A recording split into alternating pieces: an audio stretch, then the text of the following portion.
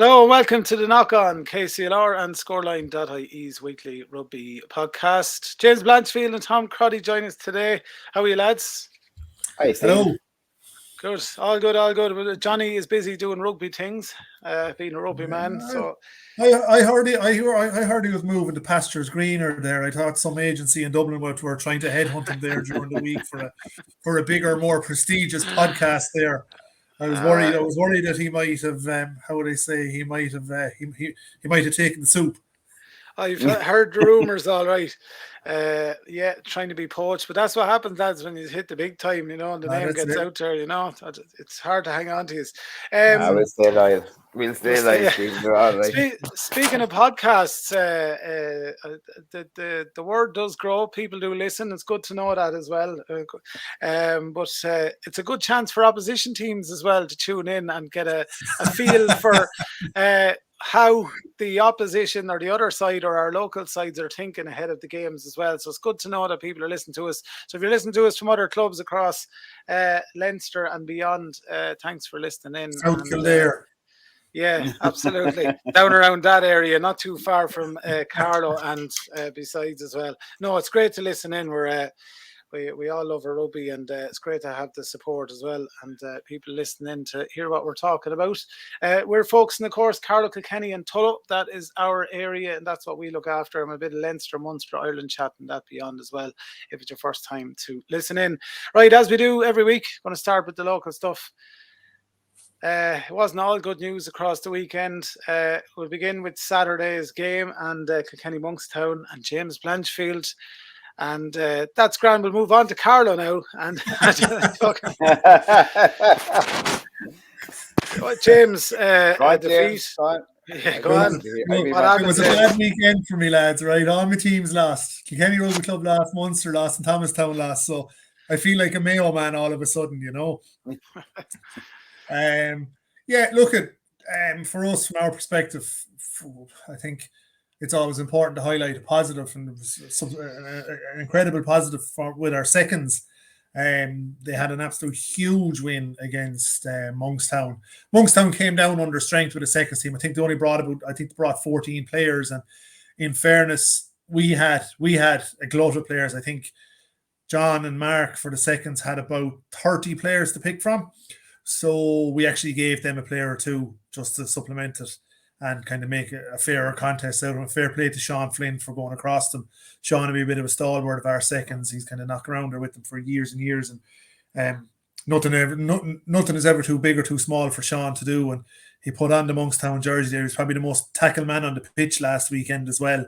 But 39 points to 7 win for the seconds. And on that front, like, Monkstown didn't score until I think there was about 5 minutes to go in the game. So brilliant performance. Great to see our front rows particularly. And I'll start talking about front rows and props in a few minutes. But it's great to see guys coming up and stepping up to the mark there. Like, you have David Graham, you have Liam O'Neill and Dave Kennedy, and kind of fellas who would be knocking around a while. But the fact that the seconds are going well, they're playing with confidence now at that level, and they're enjoying their rugby.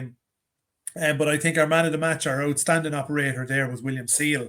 Willie is an past pupil at Kilkenny College, and he would have played a little bit of rugby with 20s with Wesley. He came back to us 2 seasons ago, and he was on the first and seconds teams at the time when we won the South East League last 2 seasons ago against Gorey and Kilkenny, and he's back in there as well, and he just pulled the strings brilliantly. So seconds now are riding high in the league, and they're in contention.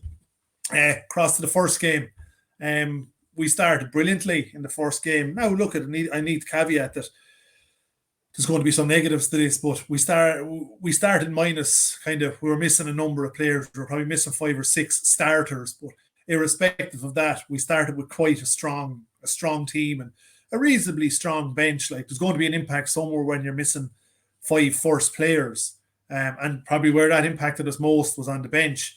But we played great stuff, and look, we were welcoming the league leaders down to Fookstown, and a team that probably rightfully so harbour ambitions of winning the league between themselves and Bective to win the league, and probably one of them will go senior this year. But But we had a great first half. They were first to get on the board. I think they went 5-0 up. We were unfortunate, but a little bit naive. One of our second rows went up the wing with a ball. He was the last man and probably the wrong player in the wrong position. And he grubber kicked the ball up and he kicked it straight into Danny Reardon's hands. A full back of Danny Reardon's experience, like ex-Connacht and Leinster, he just pinged us straight back down into the corner.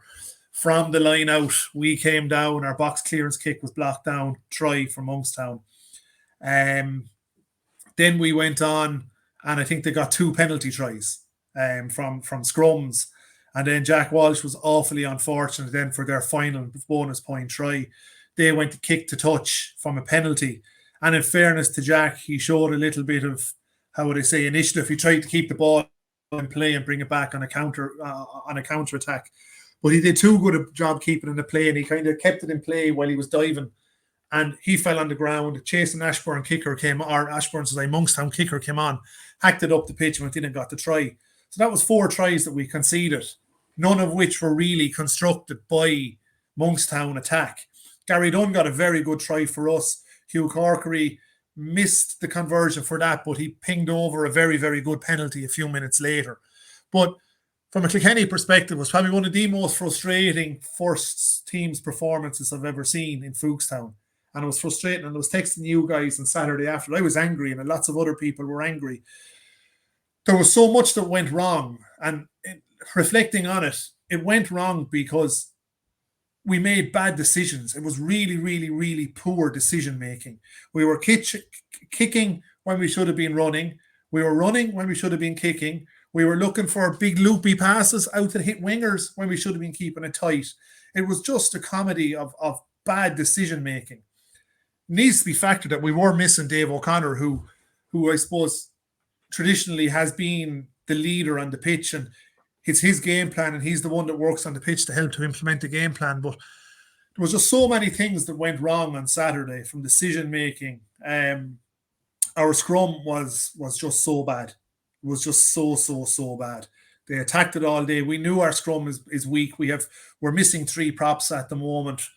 Irrespective of that, the scrum was just so bad. They just attacked us, and we played the game. We had 4 yellow cards in the match. Discipline was a problem. So you can kind of see what I'm getting to. Anything that could go wrong did go wrong on Saturday. But it was further compounded then by poor attitude by certain players on the pitch.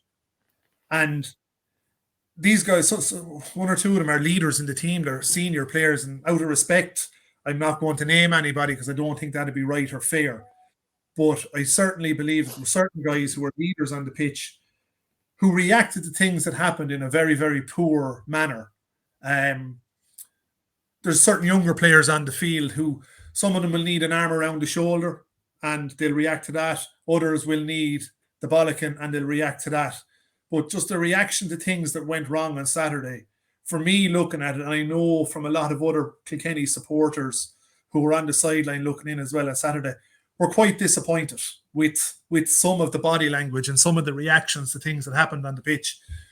And it only takes that one little bit of negativity, and that can just go through and it can kill all of the spirit that a team needs to win. And we beat Bective at home by spirit. It was our team spirit that day that got us through that game and got us the win.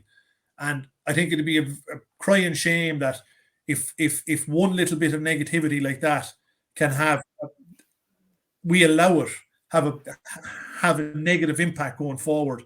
And I know the personalities that play in our management team, I know them well enough to know that they have already probably dealt with it. But I think senior players need to remember that they are senior players as well. And I'm in no doubt that those guys will step up to the mark the next day. It was just so frustrating from a Kilkenny perspective. I'm not going to focus on our scrum being as bad. We all know our scrum was poor on Sunday. I could see Joe Moynihan, who's kind of our scrum coach, and he'd be back playing in 2 weeks' time. I could see him on the line kind of looking at the scrum, and he was probably identifying fixes, and Dave O'Connor was identifying fixes on the line as well. But, you know, all of those things are fine. We can sit down and we can train and we can try and fix all of the wrongs. But the one wrong that you can train is attitude. And I think some fellas back and look at their attitude and see what they might need to do to get right going forward. Because we all believe that this first team is well capable, very, very well capable of finishing in the top 4, if not the top 3 of this league. It's just very, very small minor fixes off the field in training, and then a few kind of shifts in professionalism, and I think we'll see a turn the next day out. Probably this break, James, no games this weekend, probably a good thing. I think it's a good thing. Right. Yeah. I think it is a good thing. I need to say, and please don't get me wrong, anyone that's listening, please don't get me wrong. There were so many guys who were on the pitch on Saturday whose attitudes were spot on. Like Liam Phelan and Gary Dunn, their performances were just as you'd expect from the two lads. Like they were brilliant, the two lads. Wes Carter was his usual self, and Wes needs serious kudos because Wes has a huge amount going on off the pitch. He's building a house. His wife Ali is expecting twins in the next few weeks. You know, he's doing his job. He's helping his old man back on the farm in Roscrea, or on the family farm back in Roscrea. So there's a lot going on for Wes. He had a great game. You know, Jake McDonald had a great game. So many other lads had a great game. But two areas that we certainly need to work on is our decision making and I think not even the attitude, just the spirit, you know, on the pitch. Absolutely. Tough weekend. You get them. Absolutely. And, yeah. You know, we look forward then, like, I mean, our women's team, they're buying into everything really, really well. They're 3 from 3 in the league. They're top of Division 4 now. Really have to hand it to them. They're buying into stuff. They're arranging a Halloween party in the club this weekend. They had a table quiz 2 weeks ago. You know, so they're doing great work. And I think Paddy, Mags, Emer, Rosie, the captain of the team, Marianne, so many of them, they're just so united in what they're doing. I think it's great to see women's rugby doing as well as it is in Kilkenny. They went up to Wanderers on Sunday, and I can't actually remember the scoreline, but it was a comprehensive scoreline. If I'm right, I think it was about 28 points to 7, and you know, that's a big win for them on the road in horrendous conditions. But they're 3 from 3 in the league now, so you know, don't be putting any pressure on them. But you know, they could be going for back-to-back promotions if they keep that form up. That's good. Good news, and best of luck to the Kilkenny women's rugby team as well. Good to hear that they're on the up, and there's a good bit of unity there as well with the club too, and to keep all that stuff going forward. That's what it's all about. Tom, you had a good weekend. The long old spin up to Longford, which just came away with it, with what you wanted. Yeah, it started off with the seconds had a massive win up there. No, unfortunately, they kind of got the first half of their game. Kind of, they got the end of the really bad rain, so there was a lot of water on the pitch. Just from the amount of rain that fell, and I think everybody got it. Couldn't believe the amount of rain that fell Sunday morning. We thought, oh Christ, like traveling up, like you could hardly see in the car at times. But they had a really good backline. And as the weather dried up, the boys seemed to click into place. They're playing very similar. I have to say, got to see some of it. I know it was kind of looking with the first, got a bit of it, many bit of that I watched. They were playing very similar style to our first team. Your old microphone, Tom, is caught in your elbow there, I think. Yeah. We're here now. It's perfect now. Yeah, joys of live again. Technical issues, folks. Technical issues. They're playing very similar rugby to the first. Good, expansive, hit hard up front, and play wide as quick as we can. It was great to see a few guys back. John Farr was back in at hooker. Alan Byrne came back in at prop after. These are lads coming back from injury. Jeff McDermott again played 9. Had a good game. That's Jeff's second game back now after injuries. Second game this season. Like we had a good backline. Peter Hennessy was out at 10. Peter's like I've been playing football all year. He had his first game at 10 last weekend. Had another good game. Ian Atkinson back from football. He's an ex. I was saying last week. Another strong another very strong centre, Christian Yocker, a young fella from the college. He was playing in the centre. We've Came and Brennan's younger brother Conan had a great game on the wing. And we have Chile. Joaquim comes all the way from Chile. He's down in the college and just walked up one day. He was playing fullback, a lovely kid, and played really, really well. So look, the seconds had a comprehensive win in the end. It was 35-5. So that gave us a good platform. It's nice to get the seconds off to a start, because no matter what, if the seconds get a win, it sort of immediately starts to feed up the line before we hit, for the first hit the pitch. The first thing I'll say, like from the first point of view, I couldn't believe when I actually figured it out. It's 13 years since we won in Longford. Wow. It's Carlow won in Longford. It's the first time the players on that pitch actually beat Longford in Longford. And there's a fair record, because I remember like Longford were going through a really strong period of time, and some of the lads like Richie and those and Wes, they would have played. They never beat them up there. It's always been a hard place to go. Always, like. Yeah, like as I say, I've kind of put them. They have a real grit up there. Like like when you look at the game as a whole, like Longford really stuck in the game right to the end. They're a tough side, hard to break down. We played well in parts, but back to our usual discipline is chronic at the moment. It just and this week it was different. We were caught about 4 times for not rolling away, 4 or 5 times for not rolling away, which was different to last week. We were caught for off our feet. Most of it was kind of in the breakdown again, and we're just trying to. It will be ironed out. It will get ironed out. We're just trying to figure out exactly how we react to the breakdown, and we need to know. We really need to know now, kind of where we're going, what our method of defending when it comes to the breakdown, and do we compete? Do we not compete? And look, we're getting there. It's very harsh to say. I think when you have, like, when we played Tullow, we had all the penalties, and then you kind of go into this and you get a few penalties early on. It starts getting in lads' heads again, and it starts getting in our heads on the sideline that here we go again. We're going to start giving away these penalties. But look, we played well in parts. We really played well. There's certain parts of it, there was some really, really nice rugby. I reckon if we had played a little bit wider, we would have scored. Like, we deserved it. Like, we won 22-9. We got a bonus point win. We probably left some kicks behind. We probably left a couple of tries behind. And that's not an offensive thing to Longford. It was just we were on the day a better side, but we should have played better than we did. There's room for improvements, but I mean, as just by saying the record, we went to Longford and we came home with a bonus point win. It puts a second in the table. We're on the same points as Wicklow, but we're 4 points behind in points difference. So, like, if we were to say after last week's performance, would you say you'd be happy? You say we're absolutely delighted, and we were delighted, like, coming home.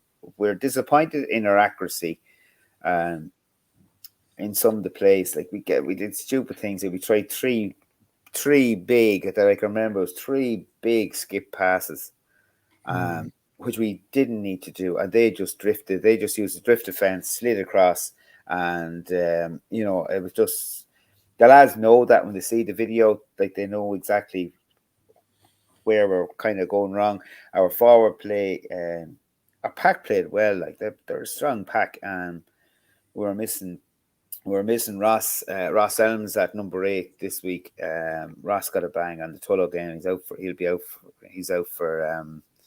He's out for 21 days, but like, he was missed, kind of maybe his impact direct, because he's such a powerful person, powerful number 8 with the acceleration coming off the back of the scrum. But look, our scrum did well. I think our biggest problem is our backline. How we haven't had the same backline in the same position twice this year. It's very hard, because even after this game, we've 16 injuries. We've an injury list of 16, and it's not excuses, because the players, everyone that comes in is standing up and doing well. But it's not. It's just when you know yourself. If you have a team playing, you're trying to put the way you play, your everything that you want to do, that you've rehearsed in training, your plays, how you're going to play that game, how you're playing it. You know, you look at the teams you're playing, you're trying to get into place, and then you don't have the same backline again. Like, there's a couple of players are there regularly, but we've had different pairings in the centre, and that kind of, you really need that bit of stability. And with injuries, that's kind of hard. Like this, as I said, there's 16 players now. We've got a couple more at the weekend, but there's 16 players between the first and seconds, and they're all first or seconds players. Like, they're not they're all of that standard. They're players that should be there, and we need to be there, but they're out injured. Like that's junior rugby, though. It is, and it's just crazy. We never had that. I never had as many backs missing. Like, it's just, and we had Sean Quinlan coming back this weekend. Sean was out with his knee, but he played with the college on Wednesday. He was grand. He wasn't feeling great. He was sick on thing, but he got back spasms on Saturday or Sunday morning, so we had to change. Jeff McDermott, who were given extra game time, trying to get him full game on the seconds, trying to get him back in. Jeff had to step up to the bench, to replace Sean. Now, in fairness, we had Josh Cope. Josh had a great game in the first half. Was his attacking play was making his little darting runs was really improving. We changed Josh early in the second half, not because his play, but I think we wanted to kind of see Jeff with a tiny bit more experience and see how it worked. It probably the play wouldn't be as quick, but it was just a little bit more experience there. Scrum half was really good. I think he was on the Leinster Juniors as well. He was cute. Jeff is a handful, though. Down in the Cup in Kilkenny last year, Jeff was a handful. Really, really was. He can become a handful, and I think as I say, like, Josh would be quicker to the break. Josh would be far quicker to the breakdown than Jeff, and will attack the gain line really, really quickly. But Jeff, we just probably needed Jeff at that stage to settle it down. So, it's great to have. We now have 2 scrum halves back in business, which we didn't have. We didn't have 2 scrum halves. We only had 1 scrum half. And with the modern game, you want to change things up, you have to have 2. You have to have 2 scrum halves on your first team. The same as any team will have. If you need to change a play, or you need to slow things down, or you need to get a bit of stability back in, you'll change your players around. But look, I thought we played extremely well. Scott Neal went in as hooker. I was talking about Scott last week, came on as a sub. We brought him up in the second. Scott's another young Kilkenny guy. He Kilkenny College, that is. I was just going to ask there. I was going to say, where in Kilkenny is he from? No, he's a Carlow guy. He's Carlow, went to school in Kilkenny. But he played a lot of front row down there, and he played last year, but then had to go off. He went off to Scotland for a couple of months with his farm training. So he's back in and had a super game in his hooker. So I have to give him a mention. He played really, really well. Johnny Murphy had a good game as well. Look, we're on. It is a much better place than where we were against Tullow. As I say, we didn't really play well against Tullow, and we made such a poor error of not being able to hold out with it. When you're leading the game with seconds to go or minutes to go, we can't afford those mistakes. We're learning each week, so we'll have a tough one coming up. Dundalk. Dundalk now at home. I know it's at home. Dundalk got beaten by Mullingar the weekend, but you can't take that you can't look at. I think with the league the way it's gone, no team can be looked at on the previous performance, because a lot of teams have jumped back in. Dundalk lost their first game, then they came up to Wicklow, hammered Wicklow in Wicklow, and came away, and Wicklow got not even a bonus point. So we have to be aware of that. I mean, Dundalk are going to be a good side. They're probably them, the James. We haven't played them. Pardon? They're probably one of the best scrummaging sides in Leinster, irrespective. They have a brilliant pack, brilliant set piece scrum. Yeah, so we haven't played them. See, they're an unknown entity, and I know they're trying to find their way, and they've probably kind of lads retiring and that, and some because then, but look, they by the time they come around to us again, Mullingar are improving big time. So we've a lot of big games ahead before Christmas. And the league is very, very tight. First, there's no difference between the top 4 clubs. I mean, Athy had a good win over Tullow. Did what we didn't do the week before. They held Tullow out with 10 minutes to go. They brought it back to 24-19. They were losing up to the last under 10 minutes of the game, and scored a try, and then they held them out for 10 minutes. We didn't do that, so there Athy have to be another team really, really in the running for this. There's 4 teams at the top there, and any of those 4 could win it. Yeah, I was kind of thinking, hearing about you, Tom, you're winning and we're still being critical and still finding problems, and that's not a bad thing, don't get me wrong. And I'm looking at me here kind of being a little bit, how would I say, frank, maybe too frank and honest about our own firsts last weekend. But we need to give these guys some credit as well. It's junior rugby, they're amateurs, they're doing it, they're out there, they have 3 hours a week, maybe 2 sessions a week, at best probably 2 3/4 hours on the pitch time to try and get things right as well. So, it's very easy for me to sit here in my ivory tower and find issues with our own lads, and maybe he came away with the win, but still to find criticisms in the performance. But I think realistically as well, probably need to give the lads, myself, a little bit more credit for what they actually do as well. Yeah, well, they are amateurs, and they are, but they really do train hard. I mean, lads are travelling down from Dublin. They're coming in. They're giving up their weekends, giving up their weekdays. It's a different time than years ago. They've got jobs and they're under pressure. They have a lot of them are on shift work and so on. And we're delighted to where we are at the moment. Just the club as a whole, it's about getting, and I think Tullow and Kilkenny, the 3 clubs are probably the strongest they've been in a long time. As far as everything across the board, we coming back on, you said about the women, we don't have the women's team, but we just, as everybody knows, I always promote our Rhinos with Tullow. Our 16s were out at the weekend and went up to Greystones on Sunday morning and had a fantastic win the plate. They bounced back. They're getting better week in, week out. There's some seriously talented girls out there. And there's more new players coming from both Carlow and Tullow to join the Rhinos, both at 14s and 16s. It's really, really, really, really taken off. The girls, as I say, you can just see the difference in them each week.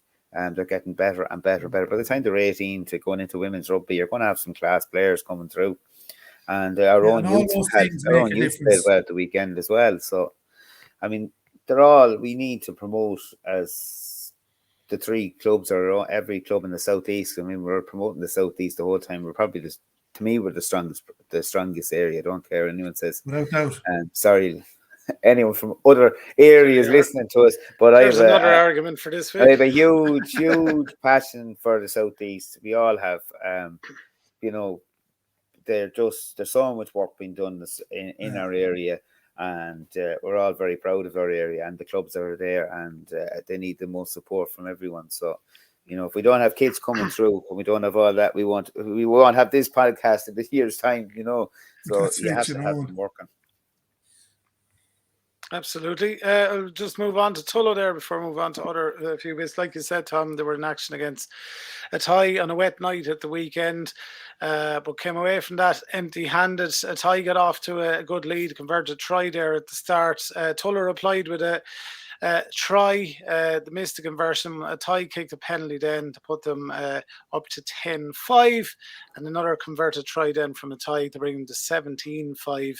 Tullow with a converted try then to bring it to 17-12 to Athy, and then Tullow got another try converted to put them in the lead, 19-17. And then, as you were speaking about there earlier on, Athy responded then again to bring them up to 24-19, and that's how that one finished. Sorry, yeah. I'm eating a little bit of humble pie about Athy, because I said it earlier on in the year they have a really good backline, but I was questioning whether their pack are good enough.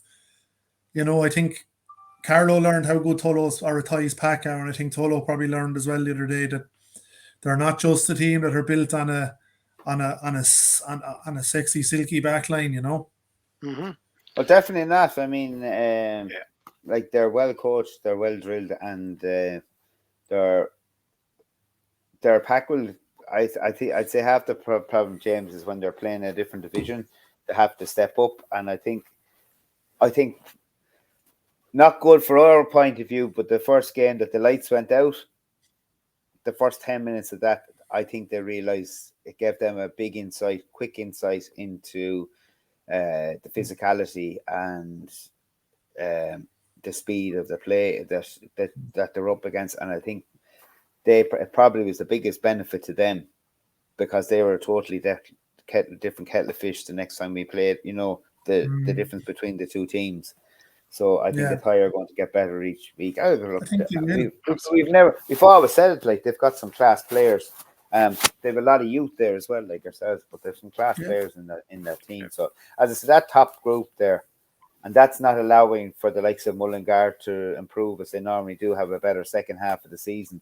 You know, there's 4 teams at the top there, and it could go anywhere with those 4 teams. You know, but these things are cyclical. Like I mean, we've had many years of Division 1A, Division 1B, and up and down and up and down. And towns, we've been in 3 Towns Cup finals in what 8 or 9 seasons, you know, and won one of them. And you know, we've had a lot of success. You know, it's great to see other clubs now kind of coming back and their cycle starting. You know, and you'd hope that clubs like Athy can actually, if they don't get promotion, can keep themselves in 1B for a number of years and keep themselves up there and kind of create a good buzz around kind of Kilkenny, Carlow, Tullow, Athy, that kind of thing, you know. Well, it's a huge look. There's inside, like our thirds are playing. We've enough lads to go and fix it. Athy have thirds as well, and we have thirds, and their game they're actually playing a league. We're not, but they're having their friendly on Saturday over in Athy at 3:00. So there's like that's the amount of players that are out there. Yeah, you know, and these are and they're all. And I know from Athy that they're all Athy lads. They may have been to school in other places like ourselves, you know, with the Kilkenny College lads. And we have a few pop in from the college every year, but they're just lads who are there in the college. They're there at the weekends. We're not stealing them from any other clubs. They just happen to be around at weekends. They're not going anywhere. They get jobs in Carlow, and we take whatever we get. They arrive up, and they've been really good to us over the years. Like in the last couple of years, you know, we've had maybe 4 or 5 each year coming in from the college, and it's just nice to have those lads and the add to the club. But the rest of them at the moment are all homegrown, which we can't believe. There's so many lads that are all from Carlow, you know, and are played from youths and minis, and that's a great thing. Yeah, absolutely. The Tullow women, just to mention there as well, were in action against Railway. They were 7 points apiece 7 minutes into the game, but Railway took off like a steam train after that, and they finished up with a big win there over Tullow. Just some other Tullow news, lads, while we have it here. And in Johnny's absence, the Tullow under-18s are out in Spain at the moment. They have an under-18 touring side, and they had a win yesterday, 16-13 against the Spanish combination made up of 3 clubs, Elche, Alicante and Orihuela. So congratulations to them. They're having great crack out there. You know, lovely sunny weather and all that stuff as well. Congratulations to them. Leinster, Munster. Oh, James Blanchfield's disappeared while I was reading them on a different screen. James is gone, is it? He disappeared. Bye, James.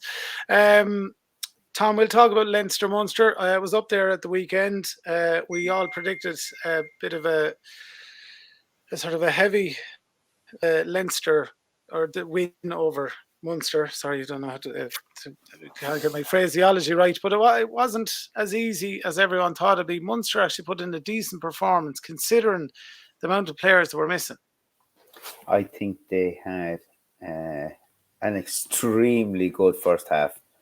I'll eat my words. James used his words earlier. I'm definitely eating my words because I didn't give Byrne Munster a hope on Saturday, but I thought they played extremely well. I think that you could see there's something there that they're actually starting to try and play to a system and trying to play some nice rugby.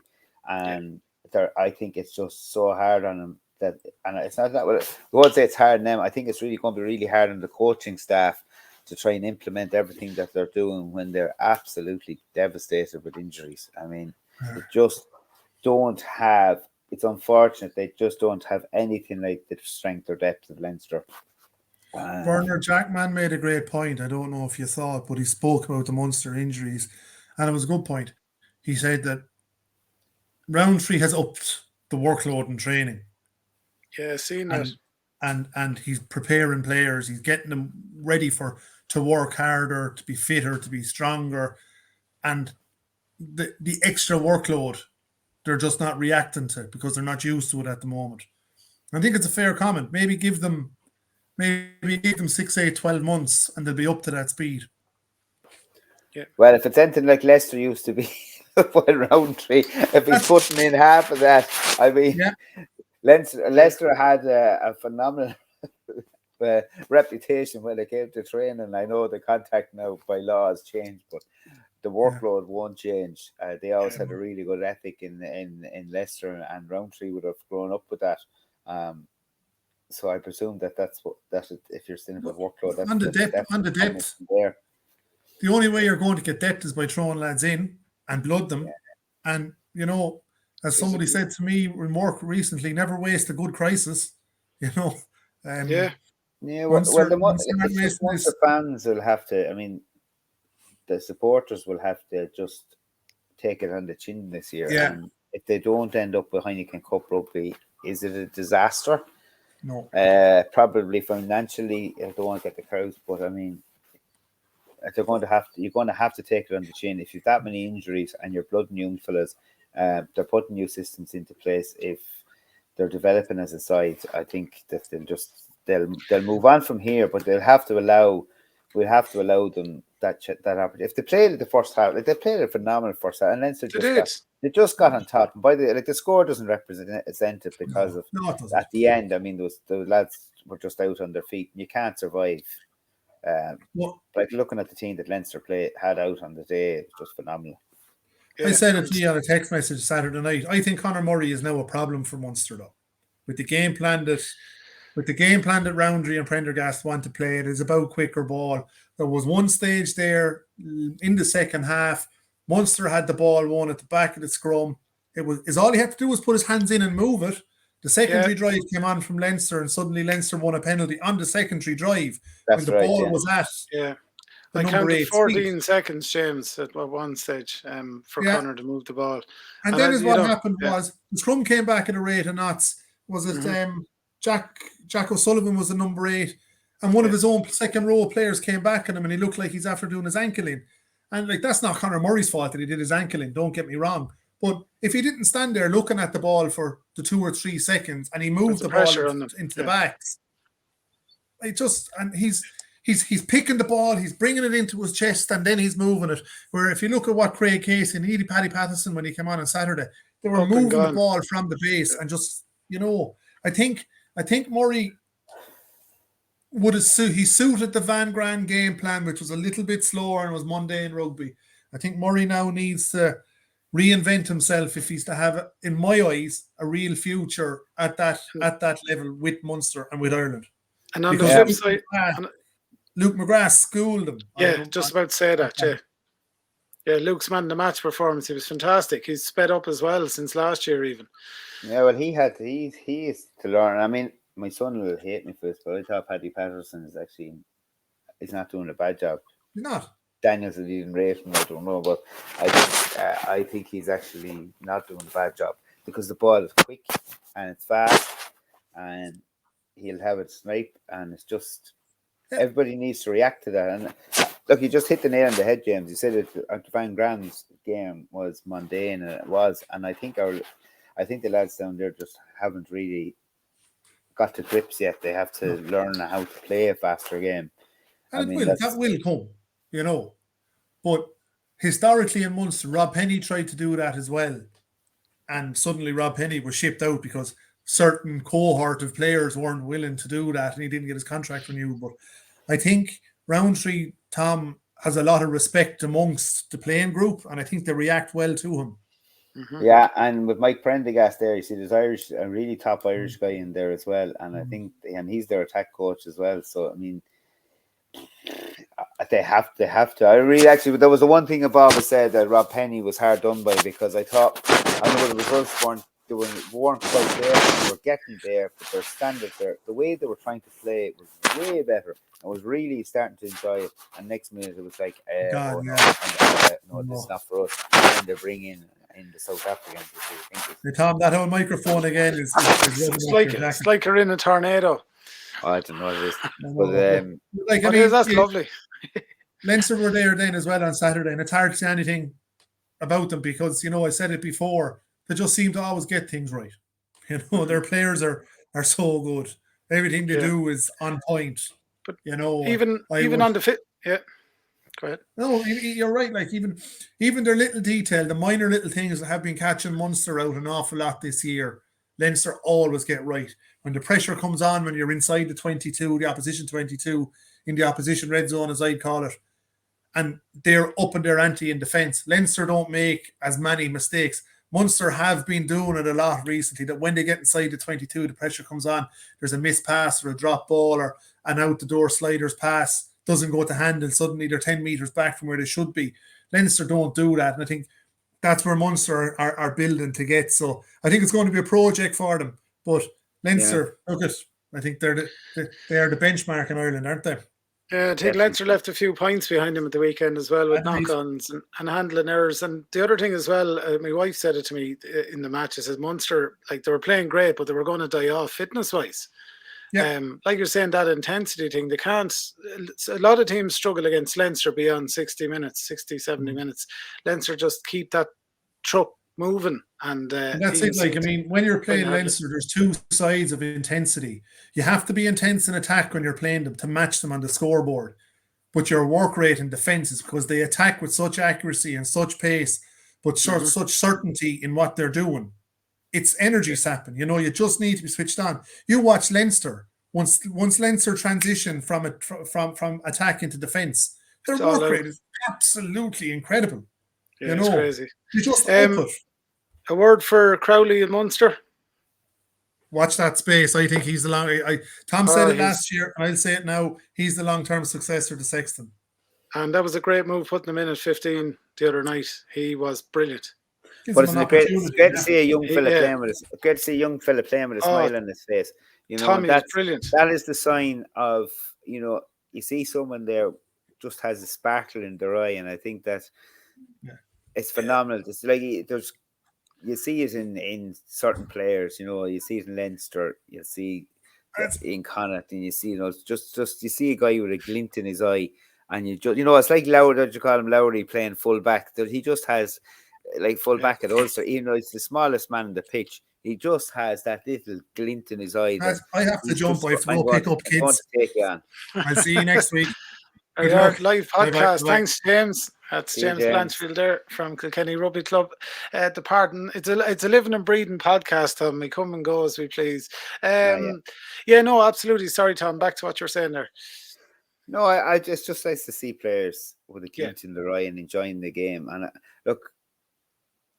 We need, as we always keep saying on this podcast, you need the 4 provinces to make up an Irish team, especially when injuries happen. You can't rely just on Leinster to provide a conveyor belt of players, because and the backups. It's never going to give you the best players all the time. It'll give you a certain amount of them, but it won't give you the full amount, because there's other players out there that deserve their places on the team and deserve a chance. So, I mean, for rugby to survive, we need all 4 provinces firing, and like Ulster definitely have been really solid the last couple of years and look like they're going to be solid again this season. Connacht took a wobbler, but they seem to be starting to get back on their feet. I mean, they struggle again with the injuries and that. Munster, they just have to rebuild, and they'll be back in time. Like, I mean, it's just, I suppose it's hard when a team is so good for years and kind of, was kind of number one, and then find themselves struggling, and then you're down, as someone said to me the last day, it's like watching Man United. You had the thing when they were flying, and the first teams to win the Heineken, to have 2 Heineken Cups, and get to so many finals, and they were always kind of successful, and they played international teams, and they're on a high the whole way, and then you just know that they're thereabouts, but just can't get a foothold.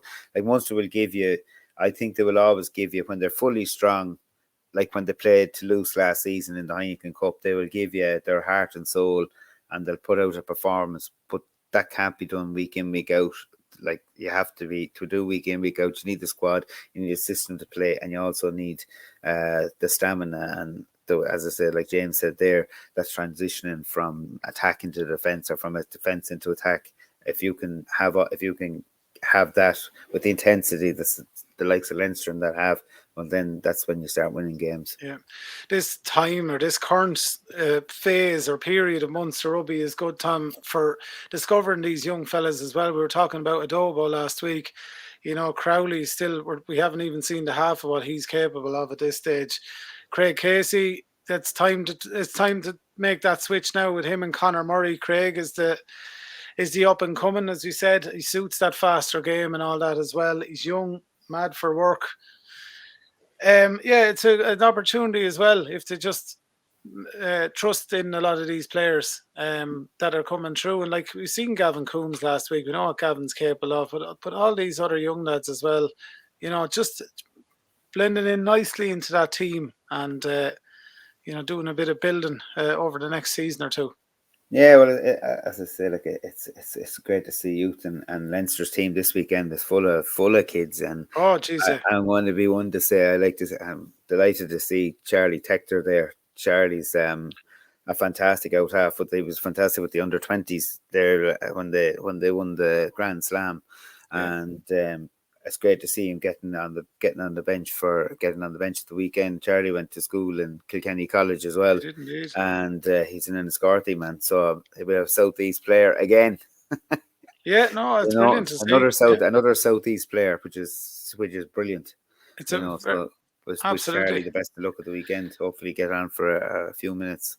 Absolutely. There's 3 lads to possibly get their first caps. Tyg McElroy, Charlie and Ben Brownlee are all looking to get their first caps this weekend. I think they will. Decent enough. Ed Byrne, of course, their own Carlow man. Ed starts that game. Different looking team, Tom. John McKee is the hooker. Thomas Clarkson, who we've seen on and off the last couple of weeks and last year and that as well. He's the number 3. Ross Maloney and Jason Jenkins, quite solid second row there. Reece Ruddock, Scott Penny and Max Deegan, solid back row there. Luke McGrath and Ross Byrne, halfbacks, pretty decent line up there. Then you've Dave Carney, Charlie Natai, Liam Turner in the centre. Rob Russell is on the right wing, and Chris Cosgrave coming on for his 3rd cap there as well. You've Nick McCarthy on the bench, Martin Maloney, Brian Deaney, Vac Abdeladze, Michael Milne, and that on the bench. So yeah, very, very youthful, but there's a nice little spine of experience down the middle of that as well. So and another Southeast man, Brian Deaney, on the bench there. Yeah, man, Brian from Wexford. So it's going good. well. Yeah, absolutely. I'm telling you, that's what I'm saying. We're very proud. We're very proud of the Southeast and what we're producing at the moment. And there's a lot more to come. There's a lot more to come through that. Through the system. And as I say, we keep fighting and keep our clubs going well. The club scene is so important for us. And you can see it there because they go on to Southeast, and then they go from Southeast hopefully into Leinster, and hopefully at some stage maybe put a green jersey on. That's it. That's what it's all about. Before I let you go, John Ryan is back in Munster colours. I think it's 6-month contract. He was let go by Munster a few years ago, and he's back now for injury cover, Tom, but it's great to see him back. And I think he could be out this weekend. They're talking about giving him a run out. So he should be. He should never have gone. Yeah. That was ridiculous. The stupidest thing. They haven't got props down there, so I don't know what they were at. I mean, they got rid of him, yeah. They actually needed front row cover. So, I mean, I don't know, you get rid of props, one of your young props, and kept on older props. Like, it just doesn't make sense. And can't remember his name. There's a young centre, the Irish qualified centre from Worcester Warriors. Yeah. is after being signed in as a temporary for the rest. He's in for the rest of the season. His name's gone out of my head, but so they have pulled in, but they're going to need him anyway. They haven't got players, and that's what they need. Before we go, I want to just say that we have a table quiz tomorrow night, Friday night, in the Irishman's from the club. Teams of 4, €10 per person. It's going to be a bit of fun, a bit of crack. The lads are just raising a few bit of funds for the senior team and a bit of gear. You know, they're as I said, the lads have organised it themselves, so there's some great prizes and promises to be a great night and a bit of crack down there. Absolutely. That's Friday, the 28th of October, if you're listening to the podcast. Yeah, the Irishman. Tom, great chatting to you. James Blanchfield was on with us earlier as well. We'll try and catch up with Johnny Tobin next week. He's busy for this evening's podcast, but bit of a break this weekend. There's no local matches taking place for Carlow, Kilkenny or Tullow anyway, so we'll catch up with this next week and we'll preview the action for the weekend following. And of course, we'll have a chat about Ireland's upcoming game against South Africa and the Autumn Internationals as well. Plenty happening then. But that's it from us for this evening. Have a good one. Thanks everyone.